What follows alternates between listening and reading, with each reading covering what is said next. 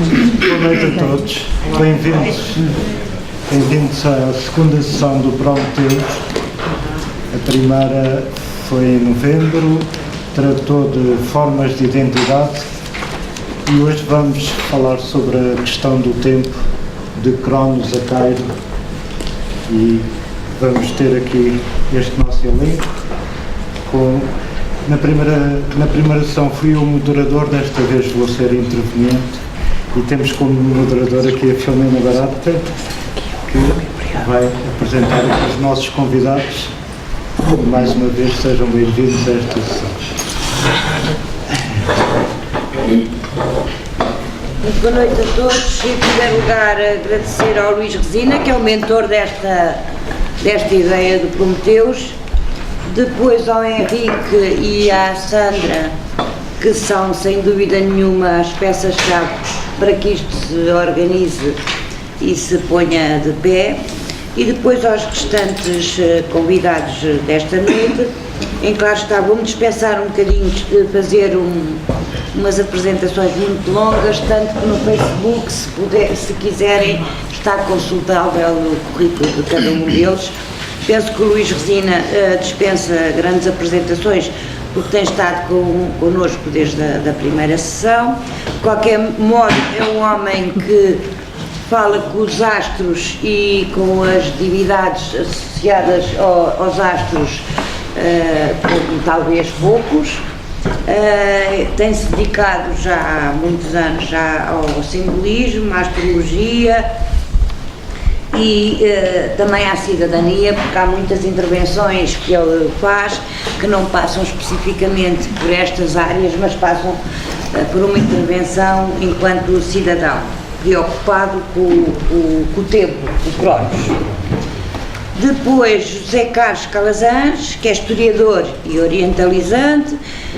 Nós estamos aqui, a partir daqui vamos estar perante académicos, ou seja, também vou dispensar fazer o resumo do extenso currículo de cada um deles. De qualquer modo, é importante perceber que neste caso temos um historiador, mais ligado até à história do Oriente, digamos assim, estou a ser correta, professor universitário, agente cultural, interventivo também numa série de grupos de trabalho, grupos de investigação, ligados à história das religiões, à história da cultura em geral e também noutras componentes muito interessantes que têm ligações com o mundo militar e estratégico. Não deixa de ser interessante, talvez, pensar o tempo também dessa forma. Depois temos, felizmente, para nos falar do tempo numa outra dimensão, a Salomé peço imensa desculpa, que também é doutorada, mestre e licenciada na área da Sociologia, com longa carreira académica também, com as etapas todas que a vida académica necessita, e que tem desenvolvido investigação na área da Sociologia do Desporto, da Cultura e da Religião, também com uma vasta obra publicada. E depois Manuel Domingos, que é da área da Psicologia, mais propriamente da Neuropsicologia, pela Universidade de Aveiro, é professor também na Universidade de Lusíada de Lisboa, é formador na sua área, Neuropsicologia, Neuropsicologia Criminal, e é coordenador também de uma unidade do Centro Hospitalar Psiquiátrico de Lisboa, na sua área, que é a Neuropsicologia. E passemos ao tema desta noite, o crono, este senhor do tempo. Este senhor dizia ainda eu há pouco, eu peço desculpa porque o crono comigo foi traiçoeiro e fez-me lembrar o tempo físico e estou com problemas de dicção. Quase vacilei em cá vir por essa questão, mas penso que a vida tem estas partidas todas e fazem parte e, portanto, se sentirem alguma dificuldade de dicção tem a ver com um problema da idade, de Cronos, e, portanto, que às vezes causa efeitos secundários, mas eu vou tentar na mesma falar do tema. Ao fim e ao cabo, quem é este grande senhor? há bocadinho até me ria um pouco com o Luís Resina, porque se nós formos às fontes mais interessantes do ponto de vista da mitologia na antiguidade, o Ovídio, mesmo Hesíodo, aparenta um certo desfazamento, porque, supostamente ao tempo do Cronos, a vigência, a dinastia dos titãs, corresponderia ainda um mundo perfeito, um mundo quase paradisíaco, um mundo sem necessidade de agricultura. Disso nos falará a seguir o Luís, mas o que é curioso é que, sendo no seu reinado este mundo da perfeição, em que nós não precisávamos ser escravos de coisa nenhuma, nem sequer do tempo climatérico, mas ele introduz uma essência que nos vai escravizar ao mesmo tempo, que é esta essência do tempo a que vamos ficar acorrentados de algum modo eternamente. Mas disto, das idades, o Luís nos falará. Mas perguntaria eu aos presentes que entidade, afinal de contas, é esta ao tempo que até a mitologia precisou para justificar esta essência e o identificar com um Deus primordial. Afinal, quem é este Senhor do Céu que castra o seu próprio Pai com um golpe de foice, porque a história do Crono é exatamente tomar o poder através da morte do seu próprio Pai, e mais ainda, mais do que castrar o seu próprio Pai, ele come os seus próprios filhos, ou seja, ele mutila, sendo o Senhor do Tempo, ele mutila o antecessor, mas também, de algum modo, pretende matar os seus próprios discípulos. E que Senhor é esse, afinal, tão poderoso, que se torna o pai dos deuses do Olimpo, dos mais importantes, quer seja o Júpiter, Zeus, que origina uma geração de deuses, e que acaba por ser castigado pelo próprio filho e desterrado para um mundo de penumbra, o Tártaro.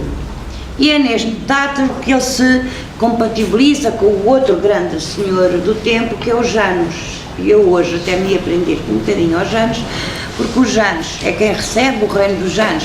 É, no fundo, o reino que recebe o pobre do Cronos, quando é destornado, e o Janus é este mês de janeiro, é este mês dos começos e dos fins, é esta divindade que tem, tal como nós na passagem de ano sentimos naquele segundo das 12 badaladas, sentimos que temos a capacidade de estar no antes e no depois, e o Janus é exatamente essa grande essência, que é uma capacidade que o Cronos lhe dá.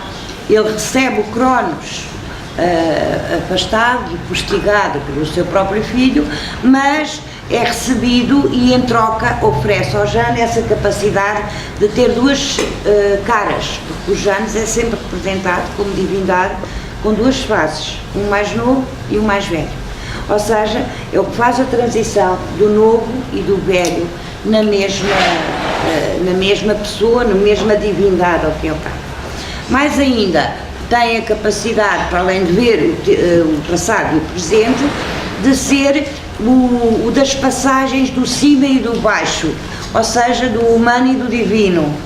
Ele tem as chaves do Olimpo, e do Olimpo para o Olimpo só entra quem o Janus quer e só sai quem o Janus. O próprio pai dos deuses, o Júpiter, Zeus, é condicionado pela chave que os Janus têm das entradas e das saídas. E depois vocês podem pensar um bocadinho como é que o cristianismo, não me vou demorar mais, como é que o cristianismo vai buscar isto tudo e até fazem São Pedro o mesmo papel, porque o São Pedro tem exatamente uma fechadura, as chaves, que são as chaves do céu, e que faz, e que sela a primeira pedra do templo, digamos assim, transferindo algumas das qualidades que este Janus, o receptor do Cronos, tem. E portanto, ao Luís Resina eu ia começar, porque ele fala de facto com os astros e com esta gente dos deuses, fala com muita vontade. Eu ia lhe perguntar exatamente o que para ele representa o Cronos, esta noção das idades, das várias idades do homem, desde a idade do ouro até à idade do ferro, e o que é que ele nos tem a dizer do tempo e do Saturno, Cronos, Saturno. Antes de entrar no Cronos, que é a segunda geração dos deuses, temos que começar pela primeira, que é Urano e Gaia, não é? O céu e a terra, a junção do céu e da terra que dá origem a vários deuses. Os titãs, o Cronos é o mais novo dos titãs e ele que depois consegue realmente, com o assentimento da mãe, rebelar-se contra o pai, e esse corte epistemológico no tempo ou na história dá origem ao planeta Vênus, a Afrodite, que a Afrodite é a espuma do mar que cai quando Cronos ceifa o falo de Urano. Por isso é muito interessante, esta queda simbólica faz alusão também à instauração do tempo, de algum modo. Porquê? Porque na primeira geração dos deuses o tempo é eterno, isto é, não há... Urano está sempre numa fase constantemente criativa, a copular Gaia e a ter constantemente filhos, não é? Por isso estamos numa fase onde tudo acontece e nada acontece, porque ainda não temos uma fratura do tempo. A fratura do tempo veio com a consciência, e a consciência é o primeiro, é o fator aqui que muda a visão, porque tem que haver um desdobramento. Todas as mitologias falam que o desdobramento do eterno no devir é através do devir que vem a consciência, porque se pegarmos, por exemplo, no Timeu, temos que o movimento é anterior ao tempo, mas o movimento é o movimento do caos, das coisas desordenadas, e só quando o tempo se instaura é que começa a organização do cosmos. Por isso este poder regulador do cosmos, que na astrologia é representado por Saturno e na mitologia grega é representada por Cronos, institui exatamente uma separação necessária à emergência da própria consciência da dualidade, porque com Gaia e Uranus ainda não há dualidade, estamos numa unidade indiferenciada, por isso Cronos institui a diferenciação. A palavra cronologia, que é a história temporal, vem de Cronos, e esta questão do tempo, do desdobramento e do tempo, remete-nos para a questão da dualidade entre ser e existência, ser e existir. É muito interessante também que Platão tenha no Timeu chamado ao tempo a imagem móvel da eternidade que progride consoante o número. E aqui institui a questão também da ordem, da organização. E por falar em organização, sabemos que o tempo, as primeiras apreensões do tempo têm a ver com o estudo dos ciclos.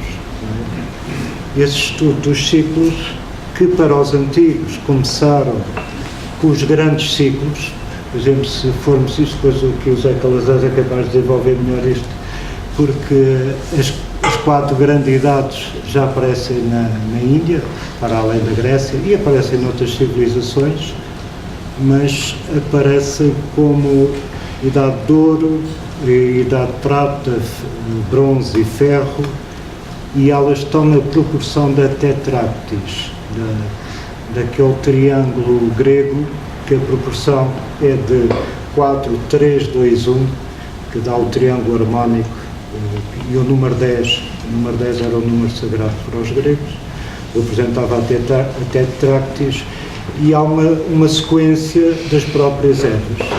Então, já agora, como o meu domínio é a astrologia, ligando aqui com a astrologia, eu fiz uma analogia em que o tempo de Uranus, neste caso, faço uma relação também com o Uranus grego, da mitologia, é a idade de ouro, porque o tempo não existe. Por isso estamos mergulhados na eternidade. Depois, com Cronos, temos a idade de prata, que é exatamente uma descensão, que simbolicamente é uma queda. O que é uma queda? É uma descensão do espírito descendo na matéria, na perspectiva dos antigos. Depois temos a idade de bronze com Zeus, ou Júpiter, e finalmente a idade dos homens com a metalurgia, a idade do ferro e a idade dos homens e dos heróis que tendem a fazer a ponte e a ligação com os deuses. Por isso podemos ver este simbolismo das 4 idades e relacionar e depois destas 4 grandes idades que fazem relação com os Mavantaras. Por exemplo, há 14 Mavantaras que depois fazem um Kalpa, não é? É isso. E, bom, são idades muito grandes, mas nós podemos depois dividi-las. O que é interessante na relação com a nossa Terra e com a astrologia, e neste caso com a astronomia, é que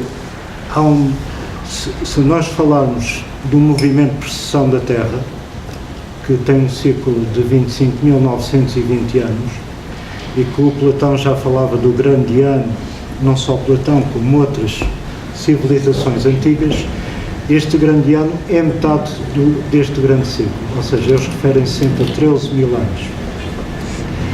E a outra forma de contagem do tempo, que nós contamos através das eras astrológicas, porque estes 25 mil anos, 26 mil anos, assim de uma forma mais alargada, divide-se em 12. E isso dá, cada era astrológica dura 2160 anos. E aqui temos uma nova contagem do tempo, até chegar aos ciclos menores, através dos planetas, e depois nós qualificamos estes ciclos com os planetas e com qualidades, através de qualidades. Por isso, aí entramos já naquilo que vamos desenvolver a seguir, que é a história do Kairos, porque o Kairos é o tempo qualitativo. Então, primeiro falamos de um tempo quantitativo, que é o tal do Cronos, cronológico, em que vamos definindo ciclos e idades, para depois chegarmos a um tempo mais vivencial e experimental de qualitativo. Agora eu vou dar, hei de voltar a este tema, vou dar a palavra aqui. Eu só queria depois, vamos retomar este assunto, mas até um bocadinho para introduzir um historiador, e ainda por cima um historiador ligado muito ao mundo oriental, mas eu queria só chamar um pouco a uma disciplina que acaba por ser concreta e que ajuda a completar o que o Luís Resina acabou de dizer, que é a própria arqueologia. E se vocês forem ver, a própria história conta-nos estas idades de outra maneira. Há um ciclo de tempo em que o homem é recoletor, a pré-história. Há um outro ciclo de tempo em que o homem inaugura a agricultura e a nomadização, torna-se nómada. E depois há a introdução dos metais, que torna o homem guerreiro e conflituoso com tudo isso que representa. Portanto, na própria história nós sentimos que há como se fosse uma evolução ou involução, dependendo da perspectiva que cada um de nós tem sobre isto. Mas eu ia perguntar, portanto, aqui ao nosso professor, que tempo é este e que formas de olhar para o tempo diferentes nos poderá falar, uma vez que temos estado mais presos à mitologia greco-latina, greco-romana. Boa noite. Era para si, Zé Carlos. Pois, eu peço desculpa. A falar do tempo, 15 minutos não chega. Isto quer dizer que, há bocado estávamos a falar de geologia, coincidência, não é? As ciências da Terra. A Terra não se conta a si mesma. A Terra não reconhece nem conta os seus anos. Somos nós que fazemos essa contagem. E a geologia é, de facto, talvez a primeira grande referência dos grandes tempos, do tempo longo, as camadas geológicas, a acumulação do tempo, através das areias, através do cascalho, enfim, essa contagem faz-se em milhões de anos, mais larga ou menos, ou mais fina a camada, mais calor, mais frio naquela época, e até que termos chegado a essa percepção do tempo longo, demorou tempo, foi necessário ter surgido uma ciência chamada geologia. Foram muitas gerações e muitos anos de observação. Isto para dizer o seguinte, que o tempo não está fora de nós, está dentro de nós, é uma construção. A Terra constrói-se a si mesma, os planetas constroem-se a si mesmos, obedecendo e seguindo as leis do universo e da matéria, mas quem faz o reconhecimento do tempo e quem conta o tempo somos nós. Como é que isso é feito? Boa questão. Como é que esse tempo é contado? A partir de que referências? Aquilo que nos está mais próximo, que é o dia e a noite. Mas isso só é possível fazer enquanto a humanidade estiver agarrada à superfície da Terra. Porque fora da Terra, no espaço, no sidéreo, nós perdemos a noção do espaço e do tempo. Não há contagem de tempo. E esse é um dos problemas que os astronautas têm quando passam tempo mais lá fora. O corpo perde as referências, não tem gravidade, e a ausência de gravidade é importante na percepção psicológica do espaço e do tempo. Quer dizer que um ser humano que passa umas férias bem generosas entre a Terra e a Lua, ou a viajar até Marte, se não tiverem gravidade artificial, vai ter problemas graves. As suas moléculas começam-se a desagregar, começa a perder água, o cálcio começa a desaparecer e o magnésio, enfim, há vários problemas. E claro que a percepção do tempo começa-se a desfazer. Não há referências exteriores, mas há também, isto sob o ponto de vista psicológico, mas há também alguma modificação intrínseca, estrutural, física, fisiológica, provavelmente até molecular, sem dúvida nenhuma, devido à ausência da gravidade. Quer dizer que a gravidade, muito provavelmente, é fundamental para a construção do tempo, desde a altura em que nós nos apercebemos que ele existe. Os animais apercebem-se do tempo de forma instintiva. Quando é que o homem começa a perceber-se do tempo e a contá-lo de forma útil na sua vida cotidiana? Talvez durante o período do Paleolítico. Talvez quando começa a descobrir uma coisa chamada agricultura. Isto vai ter que precisar, não é? Portanto, se a Terra de repente parasse de girar sobre si mesma e sobre o Sol, o que seria uma grande catástrofe geológica e enfim, se ficaríamos a flutuar no espaço ou não sabemos, mas isso ia trazer um problema terrível, porque íamos contar o tempo, de uma forma. Mas esta é uma discussão que nós pomos muito genuinamente entre nós, mas qualquer outro habitante em Marte ou em Júpiter terá uma percepção do tempo completamente diferente. Imagina, Júpiter é o planeta maior do nosso sistema planetário. Há quem diga na astrofísica que é um Sol falhado. E sendo um Sol falhado, isso põe-nos na questão de que Júpiter terá sido um segundo Sol. Seríamos um sistema binário falhado. Não é? Mas tem uma massa imensa. Como é que se contou o tempo ali? Cada planeta tem uma rotação de X anos, dia diferente da Terra, portanto é um tempo diferente. Há tempos diferentes e não há dúvida nenhuma que a contagem do tempo ou a percepção do tempo está intimamente ligada a fatores físicos. Entre a década de 70 e 80, não posso precisar exatamente o ano, houve uma joint venture entre a França, a Inglaterra e a Alemanha, e penso que incluindo os Estados Unidos, e introduziram um cientista, acho que era um desportista, um atleta olímpico, numa das cavernas mais profundas da Europa, e esteve lá durante 3 meses ou mais a viver, quer dizer, sem luz natural, sem referências externas, e foram medindo as alterações que se processaram. E uma das coisas que saltou logo à vista foi a perda da noção do tempo.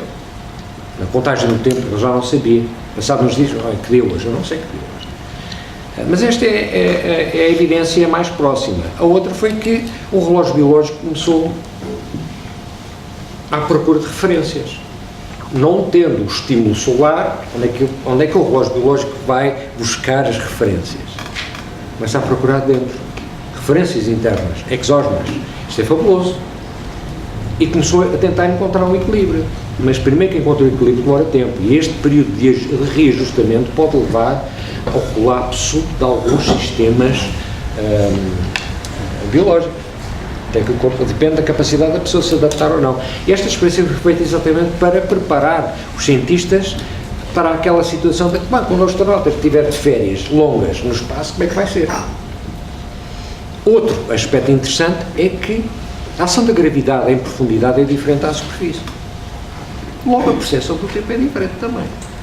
Então estamos a tentar expor de uma forma muito resumida e rápida, e vou-me desculpar por isso, eu tenho que saltar por cima de vários temas e subtemas. Não temos tema, não temos a noite toda. Não temos a noite toda. Eu sou uma fração da noite.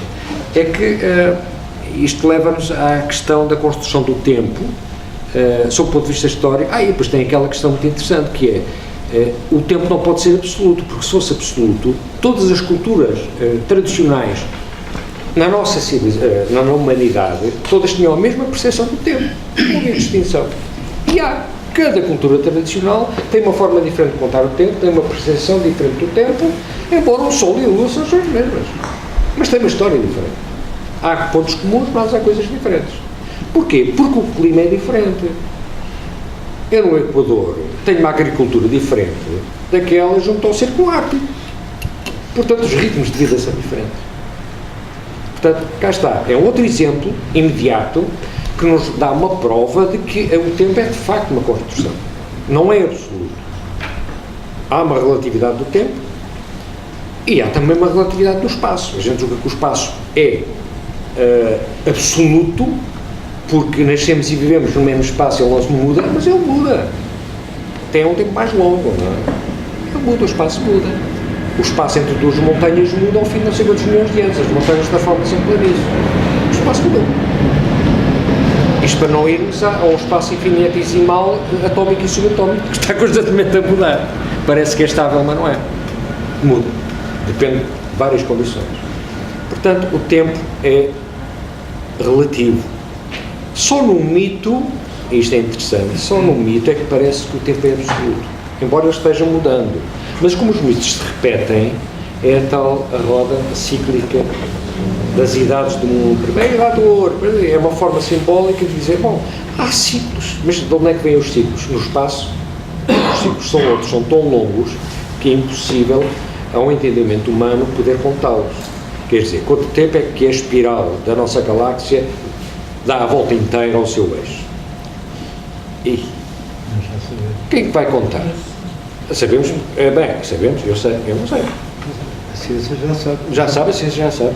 Quer dizer, eu posso fazer, certeza. O sistema solar gira à volta do centro da galáxia em 250 anos. Isso é um cálculo por alto. Mas é um cálculo científico. O científico não quer dizer que seja verdadeiro. Porque, repare, nem toda a verdade...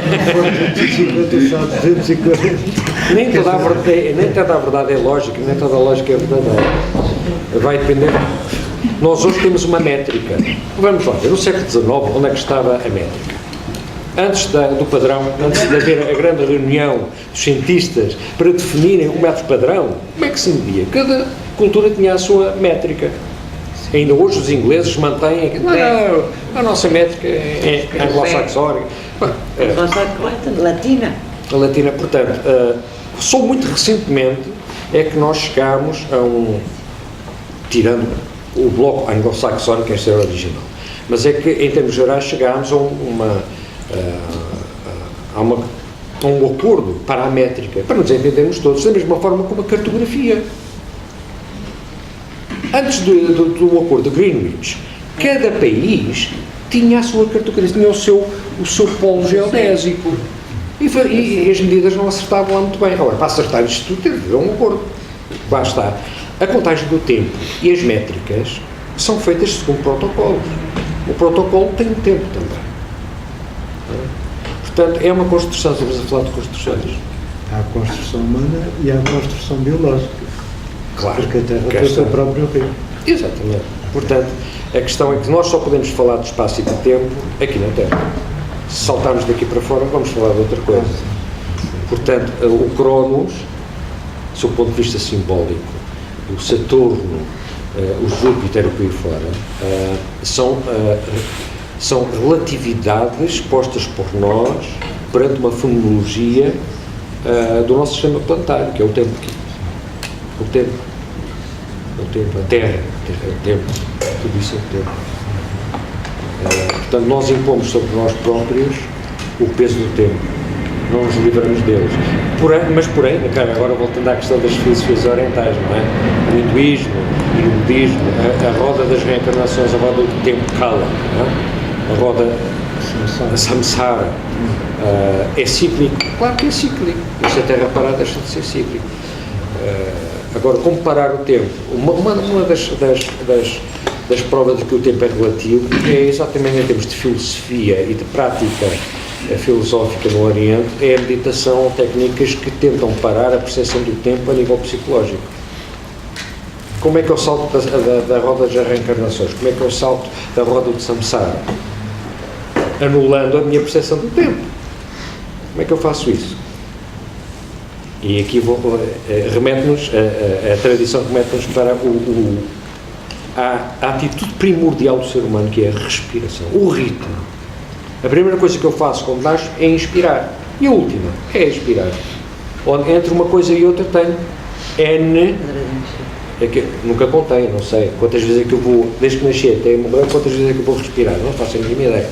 Mas há indivíduos que já perderam tempo a fazer esses cálculos. Para falar nisso da respiração, o movimento de precessão dos equinócios corresponde ao movimento de respiração da Terra.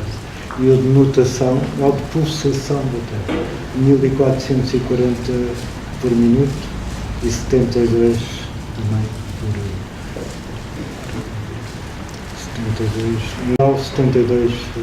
72 anos, que é a média da pulsação humana.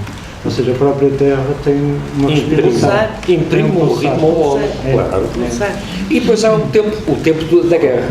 O tempo da guerra, que é um tempo criado pelos homens também, que não é o mesmo tempo das outras pessoas. O tempo da guerra hoje não é visível desta maneira.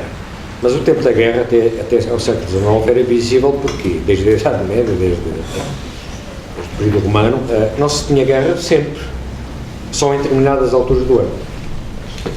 Normalmente da primavera e do verão. Porquê? Porque no inverno, lama, gelo, não dá. Tinha-se de esperar pelo bom tempo para fazer a guerra. Imaginem aqueles soldados da Idade Média cheios de armaduras, no meio do inverno, com lama. Não se conseguia mexer. Ficavam aí. Era para o primeiro. E pelo dia. Sim, não podia ser à noite, evidentemente. Claro. E pelo dia. Portanto, o tempo da guerra era outro. Hoje, o tempo da guerra obedece a outras coisas que não são nada simpáticas, porque a questão da ética da guerra já desapareceu há muito tempo. Havia uma ética. Não há noite, não há noite. Era interessante. Havia confraternização entre as partes litigiantes. Quando havia um intervalo para o almoço ou para descansar, confraternizavam. À noite, acho que havia coisas incríveis. Portanto, é interessante. Não é? O tempo pode dar para estas coisas. Enfim. Mas passemos a palavra. Já voltamos e vamos aqui passar a palavra. E tinha também, uma vez que o seu mundo é muito ligado à sociologia e ao desporto, eu lembro-me que na mitologia, exatamente, há uma das horas, que marca o tempo e que é exatamente ligada à ginástica. Aliás, o nome dela é Gimnásia. Talvez porque, de facto, o desporto está intimamente ligado à marcação, à competição, o desporto competitivo. Está muito ligado a esta marcação do tempo. Mas, mais do que isso, como socióloga, como é que vê esta necessidade do tempo e se de facto é necessária esta marcação do tempo, do relógio, como nós o fazemos? Boa noite também a todos. Pois, do ponto de vista sociológico, entende-se que, no fundo, o tempo é uma construção social, um pouco também na sequência do que o José Carlos Calazans acabou de referir. Em boa verdade, a ciência considera que não existe tempo. O tempo não é entidade, não existe. no fundo, ele é algo que nós, no fundo, tomamos uma determinada consciência e acabamos por o tratar por tudo, digamos, dar-lhe existência. Porque, no fundo, o que nós temos é um desenvolvimento, um período onde nós desenvolvemos uma ação. E esse período de desenvolvimento da ação, pode ser uma vida, tem a possibilidade de ser medido através de uma métrica que vulgarmente nós chamamos o tempo de relógios. E como nós vivemos neste planeta, e este planeta tem características muito específicas, nomeadamente a sucessão dos dias e das noites, e isso vai imprimir ciclos de vida dentro de todos os seus habitantes, naturalmente que o tempo, de alguma maneira, que serve de referência em termos de medição, passa a ser o dia, as 24 horas, dia e noite, e depois, enfim, um movimento de translação à volta do Sol, portanto, durante um ano. E esse tempo é importante para nós podermos organizar a nossa vida, a nossa atividade.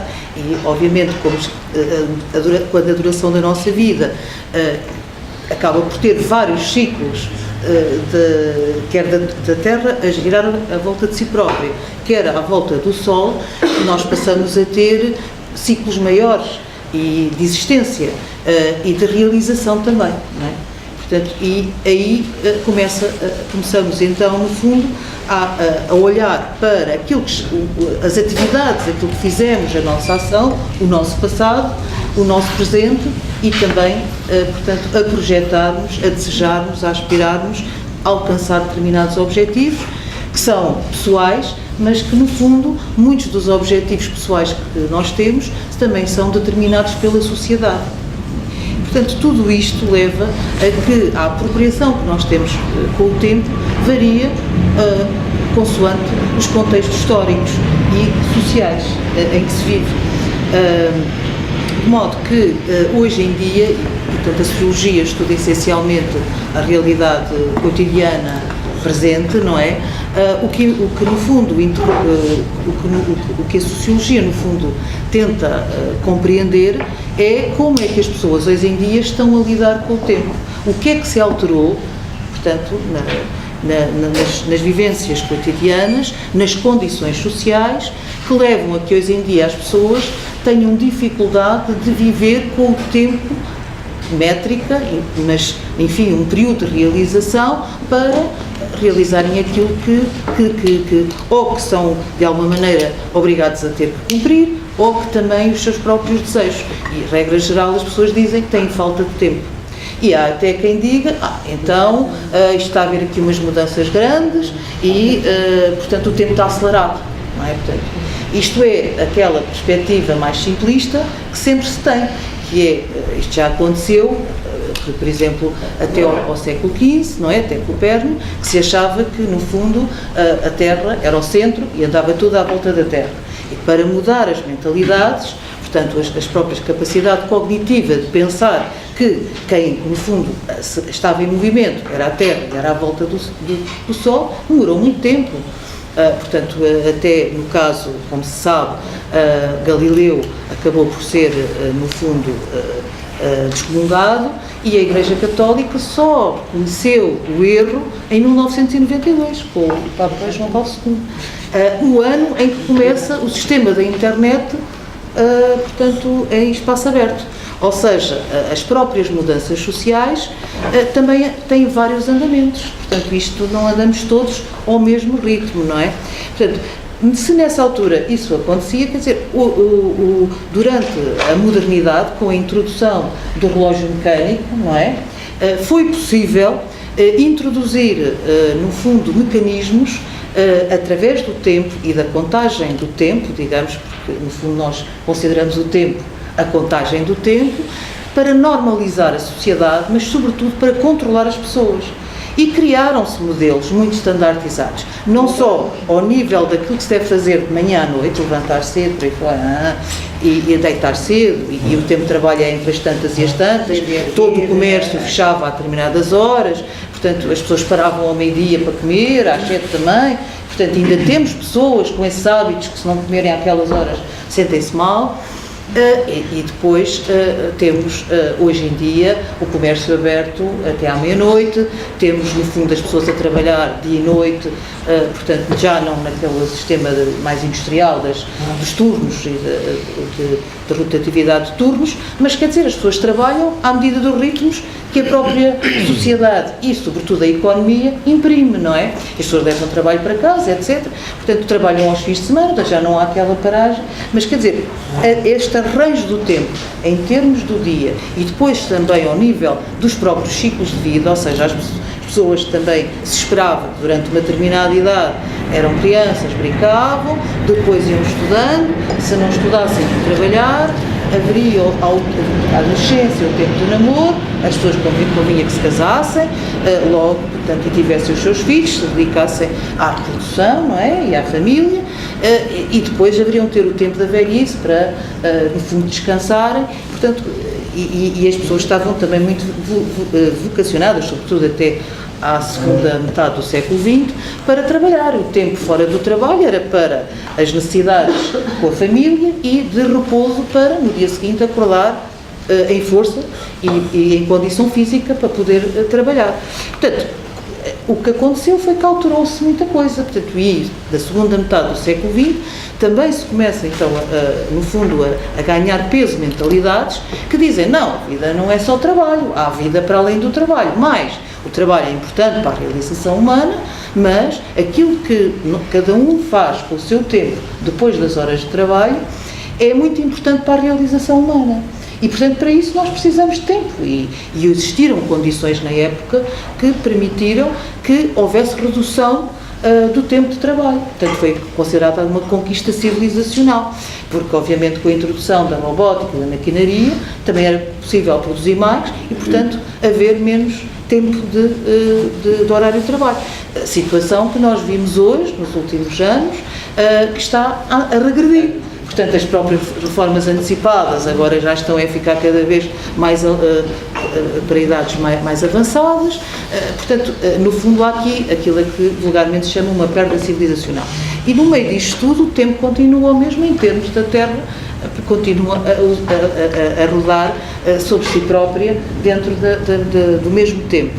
Depois, há todo um desenvolvimento tecnológico, científico também, com a própria criação da internet, que faz com que nós vivamos em vários, digamos, patamares, em vários espaços reais, espaços virtuais, mas esses espaços virtuais não são fantasia, são realmente reais, todos nós vivemos nesses vários espaços, nós contactamos com as pessoas, nós consultamos sites e tomamos conhecimento de realidades, conhecimento, espaços físicos, e estamos também lá, portanto, ou estamos, por exemplo, em tempo real a falar com pessoas que estão noutros momentos, portanto, ou seja, nós ganhamos aqui uma capacidade de movimento enorme e, no fundo, acabamos por a nossa ação, a nossa própria vida, já não é aquela que era de ter aqueles tempos todos, portanto,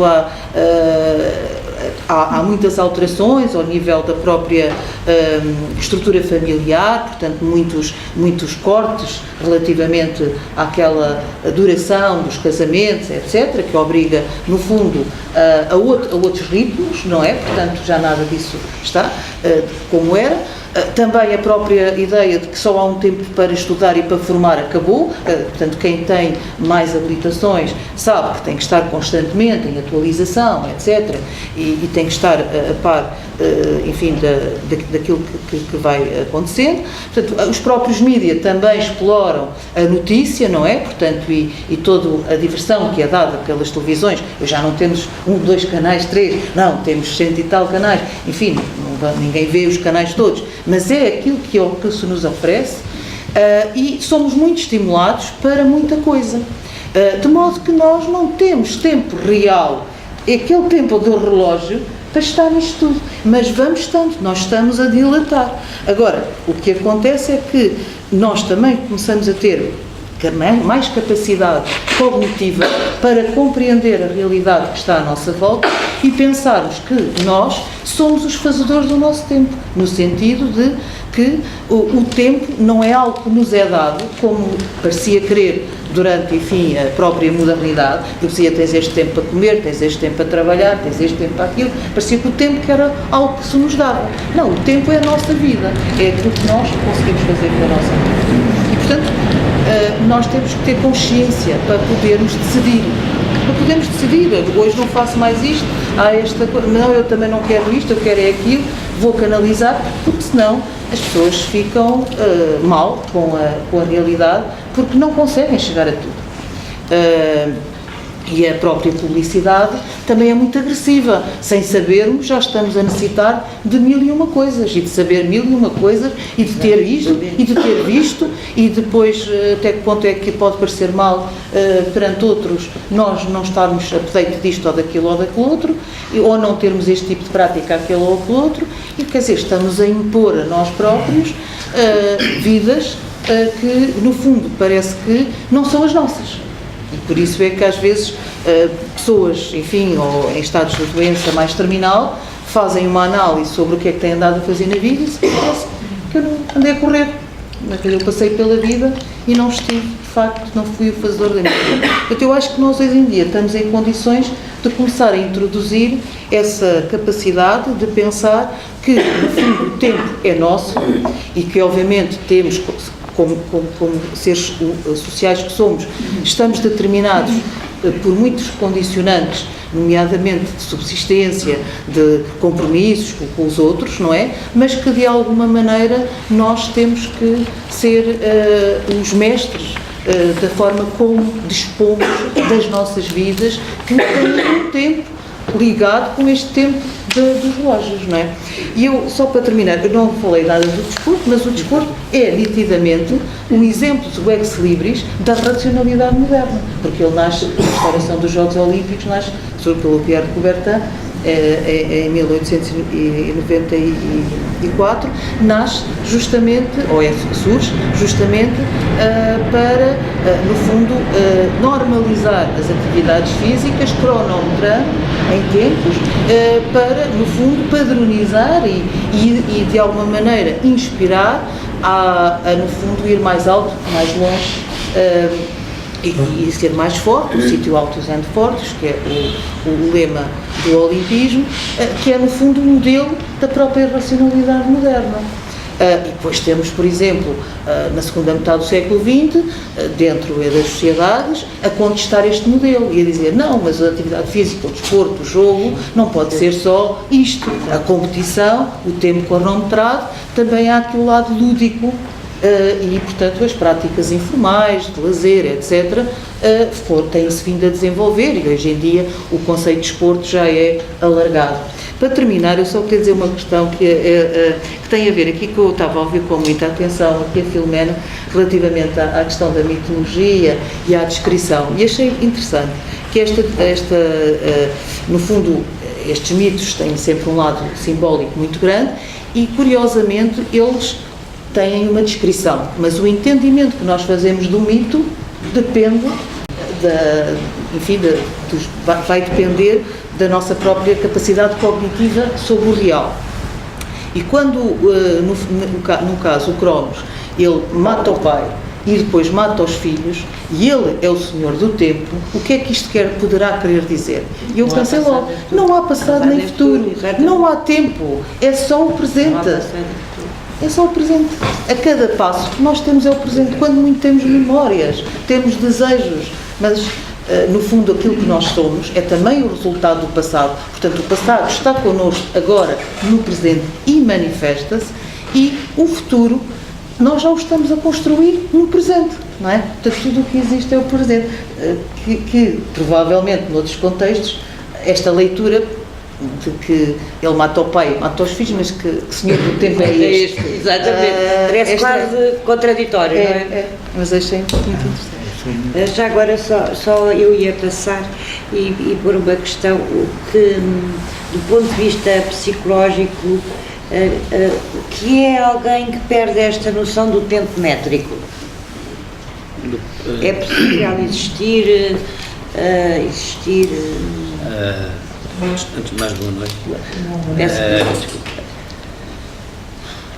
Depois de ouvir o que ouvi, direito foi tudo dito e que eu tenho aqui assim meia dúzia de considerações. Algumas delas não são muito bem aceitas, mas vamos ver. Acerca desta questão, acerca do que me perguntou, é simples, isto remete para a clínica, remete para aquilo que eu faço todos os dias, muito mais na ótica, na perspectiva muito mais ligada às neurociências do que propriamente à psicologia, e os meus doentes com demência, por exemplo, perdem rapidamente a noção do tempo. Mas isso não é uma coisa que tenha que ser encarada como algo patológico nem dramático. Nós, se nos formarmos passados uns dias, já não sabemos se estamos a 2, a 3, a 4 ou a 5. Se estivermos de férias, perdemos, passados uns dias, também a noção de, porventura, lembrarmos-nos que estamos no domingo, se formos muito crentes e tivermos que ir à missa, não é? Ou outras coisas parecidas. De maneira que isto é tudo muito relativo. Obviamente que há esta perda de noção do tempo. Se o tempo existe, e depois também gostaria de fazer algumas considerações acerca desta questão, porque eu acho que o tempo não existe mesmo. Não existe. Acho que o Cronos é entrópico, é uma barbaridade entrópica, e o Kairos é a única coisa que vale a pena, não é? É aqui. Manuel, podíamos dizer que o tempo existe para o hemisfério esquerdo e para o hemisfério direito não existe? Coitado dos hemisférios. Vocês sabem uma coisa, isto é engraçado. Não, o que Luís diz é interessante, porque o hemisfério direito levou sempre pancada durante eu explico-vos porquê. O hemisfério direito levou sempre pancada, foi sempre considerado, inclusive, o hemisfério menor, durante uns tempos, chamava-se hemisfério menor. Os meus alunos, quando dizem que é hemisfério menor, chumbam. E chamava-se um hemisfério direito não dominante. Outra barbaridade. E ainda há quem chame. Mas pronto. O hemisfério direito tem tanto poder de conceptualização do tempo como o hemisfério esquerdo, só que vê a coisa de uma forma diferente. Uma vê de uma forma mais analógica e outra de uma forma mais abstrata. E se nós quisermos criar aqui uma dominância hemisférica, então temos que dizer que é o direito, porque o tempo é abstrato. O outro, o esquerdo, olha para ali, para o relógio, e diz, é tudo o que está ali no relógio. E o direito diz assim, bom, devemos estar, sei lá, mais próximo das 3, mais próximo das 4, mais próximo das 5. E na realidade é isso que, se nós não tivermos o relógio ao pé, das duas uma, ou temos uma pontaria desgraçada, ou então também dizemos, bom, devemos, deve ser por volta das qualquer coisa. Porque de facto, aquilo que vem ali naquele relógio, não está virado para cá, está virado para lá. Agora pode virar para lá, vira para lá que agir. Vocês veem espaço, não veem tempo, veem a distância entre os ponteiros, não veem nada, isto não é tempo nenhum. Isto está ali, não é tempo nenhum. Portanto, está ali é espaço. E mesmo assim, resta saber o que é o espaço. Por acaso, eu estava aqui a escrevinhar e estava-me a perguntar a mim mesmo se o tempo-espaço do homem é diferente do das formigas, das amibas, das moléculas ou dos quarks, que são as partículas mais ínfimas do universo. Não. Uma hora de um quark não vive uma hora, coitado, mas vamos partir do princípio que sim, fazíamos uma cirurgia assim ao quark e punhamos a viver. Será que perceberiam as coisas, perceberiam o tempo da mesma maneira? Se nem nós conseguimos perceber, não há ninguém aqui na sala que tenhamos a mesma noção do tempo. Temos toda uma noção de tempo diferente. E mais, pode haver quem esteja a gostar muito disto que está aqui a passar, pode haver quem esteja assim, pode haver quem não esteja, coisa nenhuma. E passado uma hora um diz assim, o que não gostou, diz assim, bom, nunca mais acaba. O que gostou diz já. E o outro, está bem, foi interessante. E no entanto, foram 60 minutos. Só que, em termos emocionais, mentais, motivacionais e por aí fora, entidades perfeitamente abstratas, tudo isto é abstrato, nada é concreto. Não acredito que haja coisas concretas para nós não existem. Como diria um grande amigo meu, que é filósofo, e eu sublinho por baixo que é tudo uma ilusão, não é? Tudo uma ilusão. Os físicos quânticos atuais, alguns deles dizem até que nós vivemos segundo o princípio do mundo Matrix, que é muito curioso. Agora, de facto, esta noção de espaço-tempo será diferente em nós, será diferente das formigas, nas amibas, penso que o tempo quando nós decretamos que há X minutos para cumprir qualquer coisa é igual para todos. Ou então, temos que assumir definitivamente uma coisa que para mim é aquilo que vale, é que é o Kairos que existe e não existe Cronos. O Cronos é uma fantochada, desculpem o termo. O Cronos foi uma invenção, o Cronos é uma convenção e o Cronos é para dar cabo de nós. O Cronos é feito para dar cabo de nós, porque esta coisa de tentar ser dissideria, não sei o quê, é uma chatice. Não dá saúde, nem faz crescer coisa nenhuma. Eu nunca vi ninguém crescer para tentar ser dissideria. Mas vou fazer uma investigação, vou medi-los, a ver como é que é. A ver se os deitam tarde e tal. Se calhar foi por isso que eu não cresci muito. Mas é de facto assim. Depois há aqui uma coisa que também é muito interessante, eu estou a pegar mais ou menos naquilo que vocês foram dizendo, o José Carlos falou na questão da arqueologia. Temos duas arqueologias, obviamente, não é? Temos a arqueologia oficial, não é? Aquela que diz que foi tudo assim. Depois temos aquela que eu chamo de verdadeira arqueologia, que é aquela que, na realidade, desmonta tudo isto e desmontando tudo isto, põe em dúvida as verdades do tipo Cronos, a verdade rígida, a coisa rígida. Sabe que há momentos paralelos. Com certeza que há momentos paralelos, não é? E já não iria por aí, porque então tínhamos que ir para outra coisa muito mais interessante ainda, que se toda a gente estava a pensar que eu ia falar aqui de psicologia, esqueçam. Posso dizer umas coisitas. Tem uma coisa muito mais interessante e que quem já conviveu comigo assim umas coisas destas sabe que eu gosto imenso, que é a física quântica. Tem um conceito de tempo completamente diferente da física clássica. Não há qualquer tipo de semelhança entre as duas coisas. Então, e o cérebro, no meio disto, que é o pão nosso de cada dia, é o meu ganha-pão. Até o cérebro, onde é que fica? Pobre cérebro. Os hemisférios e essas coisas todas. Nós, de facto, temos duas estruturas no nosso encéfalo, não no cérebro, o encéfalo, que é muito mais que o cérebro, como sabe, que estão diretamente ligadas à questão da cronobiologia ou da cronopsicobiologia, se quiserem, uma coisa chamada hipotálamo, e a outra é a glândula pineal. São as duas grandes estruturas que, teoricamente, estão ligadas, ou pelo menos servem de ponte, desculpem uma expressão, servem de ponte entre o céu e a terra. Eu cada vez estou mais convencido que o cérebro é um transistor extremamente complexo. Para depois, se quiserem, eu tomei um bocadinho sobre isso, que não me importa nada. A mente não está no cérebro, isso é tudo uma fantasia. Eu acreditei nessa fantasia durante anos, é mais engraçado. De facto, quando falamos nisto do Cronos, do Kairos e dessa coisa toda, o Cronos é a abertura da loja e o encerramento da loja, seja que loja for, não é? Há umas que abrem ao meio-dia e fecham à meia-noite, em ponto, outras não. E o Kairos é aquilo que, de facto, volto outra vez a dizer, é aquilo que, na minha opinião, existe, independentemente do facto de eu pensar que o tempo não nasceu em lado nenhum, nunca ninguém viu nascer o tempo. O tempo, para mim, sobrepõe-se a uma outra questão que é intransponível em termos de explicação, que é o infinito. Eu não sei definir o tempo. Ponto. Também temos que dizer que não sabemos. A gente sabe tudo. As pessoas sabem tudo. Eu não sei. Eu não sei definir o tempo. Não sei definir o infinito. Mas também não me importa nada. Não vou cair na mesma geneira que um grande amigo, o cirurgião, quando um dia olhávamos para o céu, já nos anos, vimos as estrelas, e disse, sabe que as estrelas estão ali em cima, não me falo nisso, não fico doido. Não consigo pensar nessas coisas, não fico maluco. De facto, olhar para aquela imensidão, é olhar para um tempo, para um espaço, para o infinito, sei lá, para coisas que já não existem, etc. Não é? É olhar para o passado ou olhar para o futuro. Quer dizer, nós estamos a olhar para o presente. No entanto, dizem os astrónomos, quando olhamos para o firmamento, nós estamos, sobretudo, a olhar para o passado.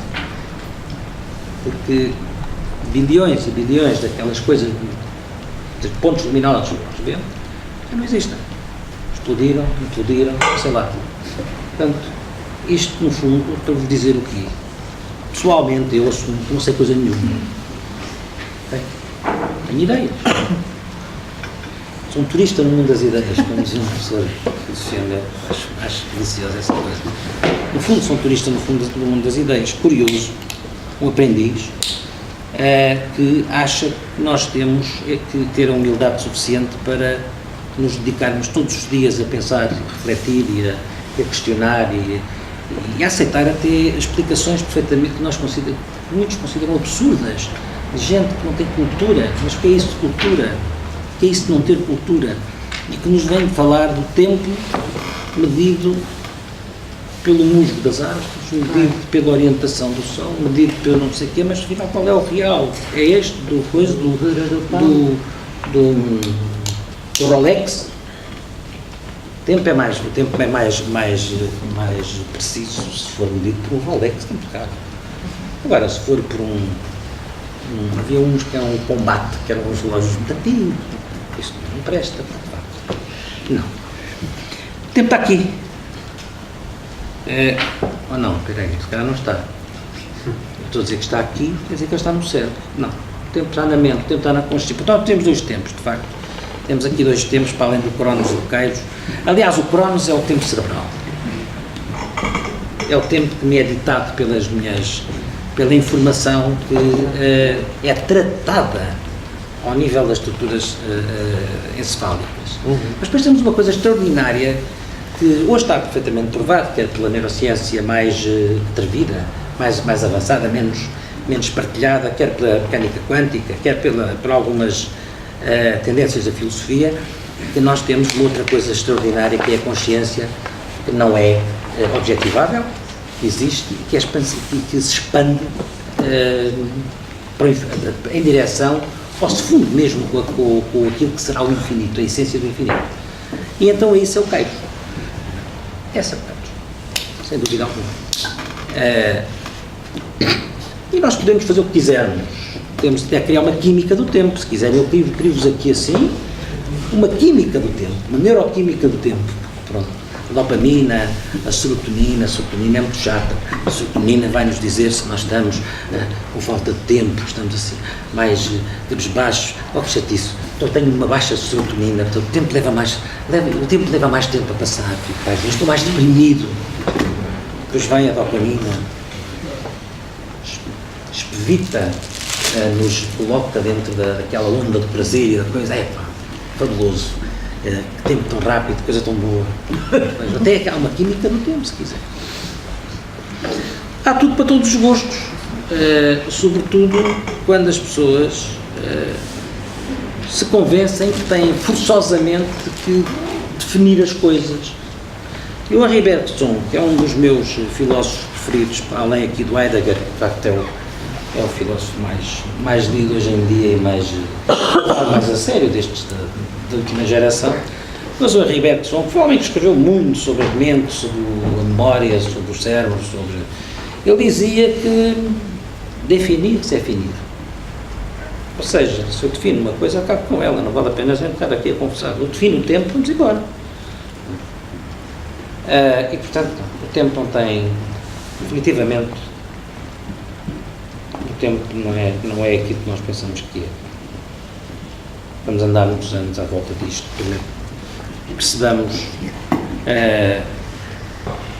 percebemos inclusive este conceito de Kairos, que é um conceito extremamente interessante e que diz, de facto, que, tal como Benedetto Croce, que era um homem, de facto, um historiador fabuloso, que dizia toda a história é a história do presente.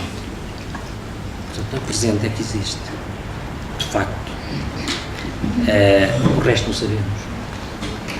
Não vou tão longe como o Saint-Exupéry. Hoje estamos aqui, o passado já foi, o amanhã não sabemos chegar. Portanto, não... É tudo de facto muita... Esta história do tempo é maravilhosa, é de facto maravilhosa, só que podemos estar aqui um ano inteiro opinar e não vamos chegar a conclusão nenhuma. E isso é fantástico. É muito mau quando chegamos a conclusões. Na minha modesta opinião. Portanto, as pessoas querem sempre ter uma conclusão. Vamos sair daqui com uma resposta, não vamos nada. Não se preocupe. É bom. Obriga-nos a gastar tempo para tentarmos perceber o tempo que não vamos perceber. Podemos fazer um pequenino intervalo e deixar. Não, parece. Eu preferia fazermos um pequeno. O que é um pequeno intervalo? Desculpa. Bom, O que é um pequeno intervalo? métricos.